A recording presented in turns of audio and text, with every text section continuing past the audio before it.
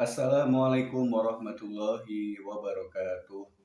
Alhamdulillah, assalatu wassalamu ala rasulillah wa ala alihi wa ashabihi wa mawalah.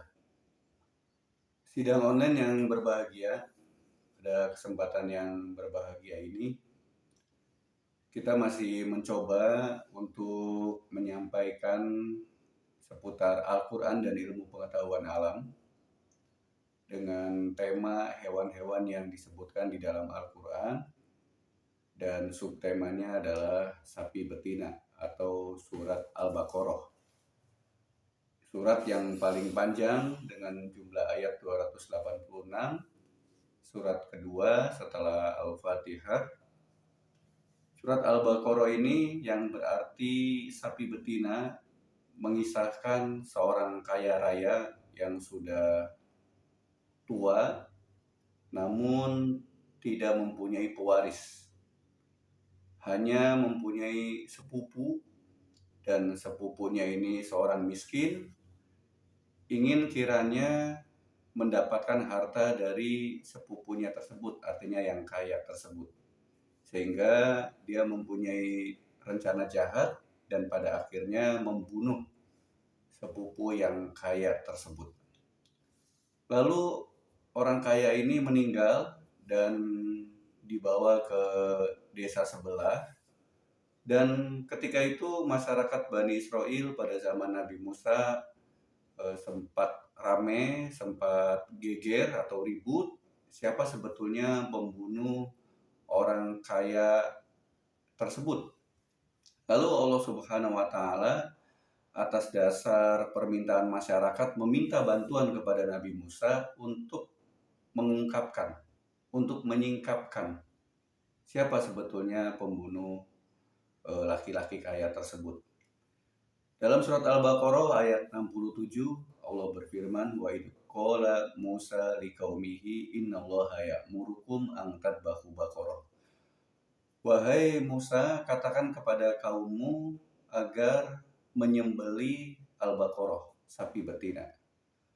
Qalu atattakhiduna huzwa qala a'udzu billahi an akuna minal jahilin. Mereka mukmin Bani Israel, umat Nabi Musa berkata, ini bahan ejekan buat kami atau gimana nih Nabi Musa? Qala a'udzu billahi an akuna minal jahilin. Aku berlindung kepada Allah untuk menjadi orang yang bodoh.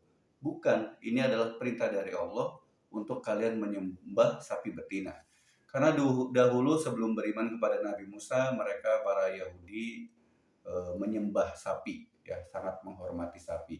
Ini adalah ujian dari Allah supaya mereka menghilangkan rasa penghormatan itu yang masih membekas di dalam hatinya kaum Bani Israel, walaupun mereka sudah beriman kepada Nabi Musa alaihissalam. Qalu ud'u lana rabbaka yubayyin lana ma hi. Baik, setelah mereka mengetahui bahwa ini adalah perintah untuk menyingkap siapa pembunuh laki-laki Bani Israel itu, qalu ud'u lana rabbaka yubayyin lana ma hi. Cirinya bagaimana?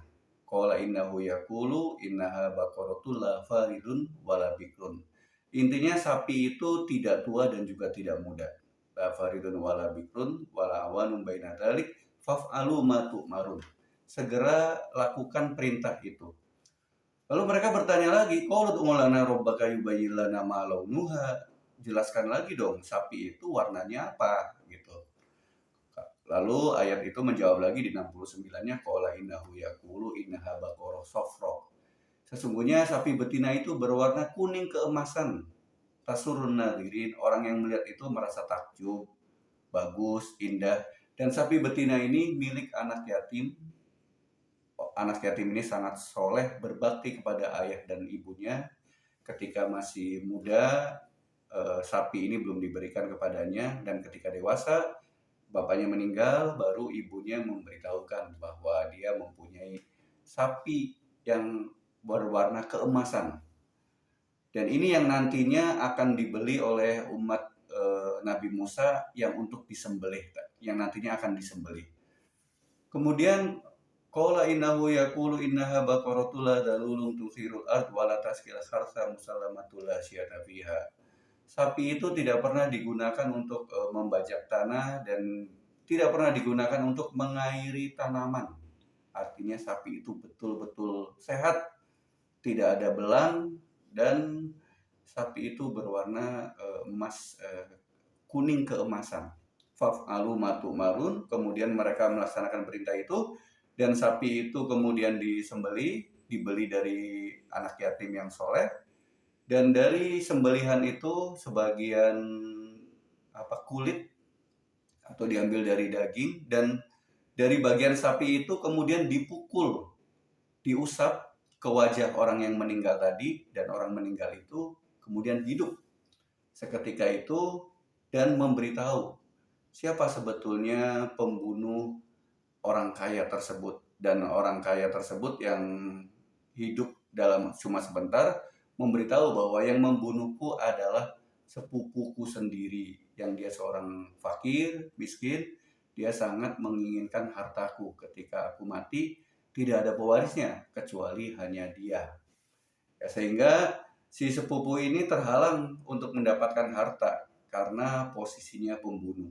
Kalau pembunuh otomatis tidak mendapatkan warisan.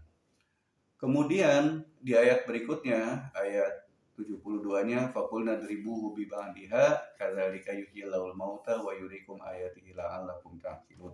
72 atau 73 ya, nanti boleh dicek lagi. Itu adalah percontohan dari Allah bagaimana Allah menghidupkan sesuatu yang sudah mati. Demikian sapi betina bagian pertama. Hubungan dengan alamnya adalah mengairi tanaman, digunakan untuk sawah dan lain sebagainya.